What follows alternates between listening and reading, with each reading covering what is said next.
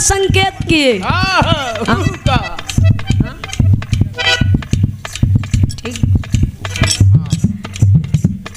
सोरह कला अवतारी मुरली मनोहर भगवान श्री कृष्ण कन्हैया जी का बाल्य अवस्था बा। सखी लोग कुल चिढ़ावत है कहाँ ये करियऊ। देखिए क्या प्रेम था सांवले सलोने श्री कृष्ण जी के। कहाँ तू करिया है या तोहर बियाह ना होई। हाँ बैठ जा भाई। कहाँ तू करिया है या तोहर बियाह ना होए। तौने करियावा के जैसन इतिहास बन गया वैसन तक क्यों कोई इतिहास ही नहीं बना। बताओ ऊ करिया पर 16,108 दीवानी रहन। हाँ जो उन्हें करिया के कहत रहन तोहर बियाह न होए। ऊ करिया पर 16,108 दीवानी रहन। जेहमन से खाली 8 तो पट रानी रहन। पट हाँ पट रानी यानी पटाई हुई। अब भगवान जाने सूरदास जी। हाँ तैयारी बनाए रहे बच्ची। लिस्ट नंबर कहियो भगवान हमसे मिली है तो पूछब तो सबसे पहले तो के बताऊ। इतना तो पट रहन चिट कितना रही हुई ही एकर था है नहीं। सब चित्त ही रही। तब सखी लोग कहत हैं भगवान कन्हैया के चिढ़ावत हैं। कैसे चिढ़ा के कहत का है कैसे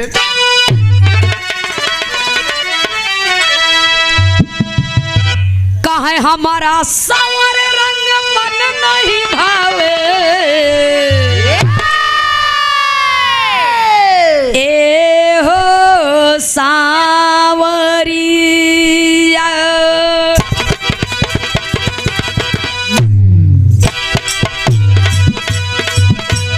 हमारा सांवर रंग मन नहीं भावे। ए हो सांवरिया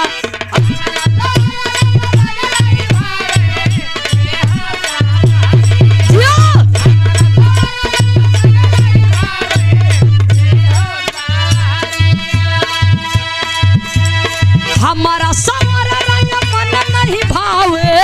ए हो सांवरिया तो भगवान कन्हैया जी कहे दिलवा में जगह दे द। दिलवा में जगह दे द का करी गोर करिया।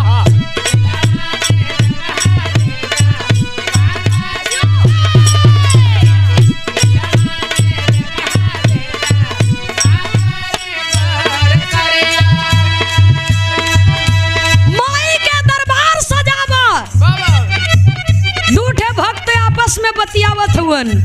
एक भक्त से सवाल करत बा। सवाल करके कहत का बा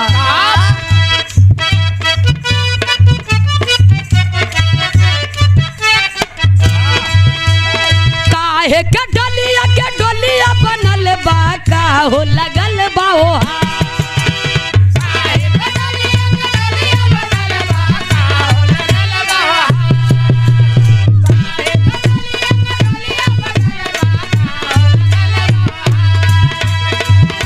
के डलिया बनली बा का हो लगल बा ओ हार। कहां से आवली भवानी न हो के हो बनल कहां से आवली भवानी न हो के हो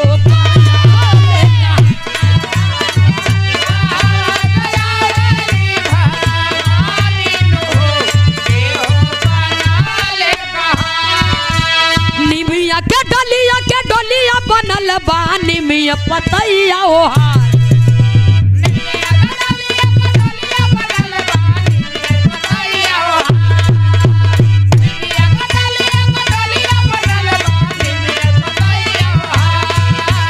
निमिया के डलिया बनल बानी में पतैया ओ हार। देवलोक से आवली भवानी न हो देवता बनल कहां।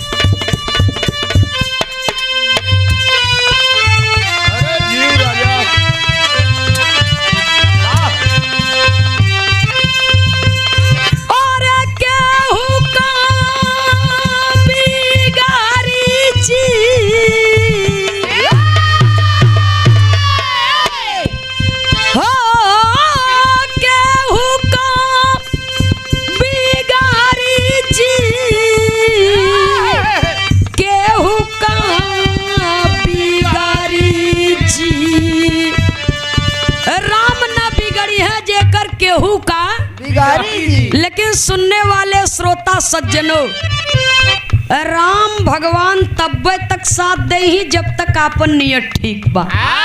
आपन बिगड़ जाई तो एको भगवान साथ होत न दे।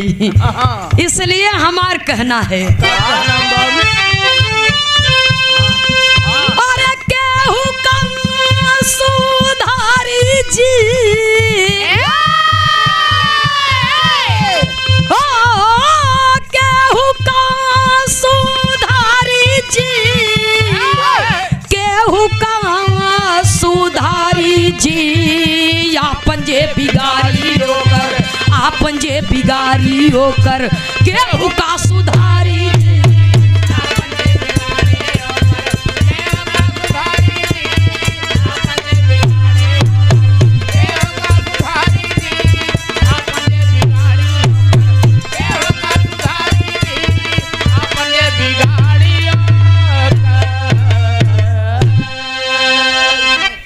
आपन जे बिगाड़ी होकर केहू का सुधारी जी।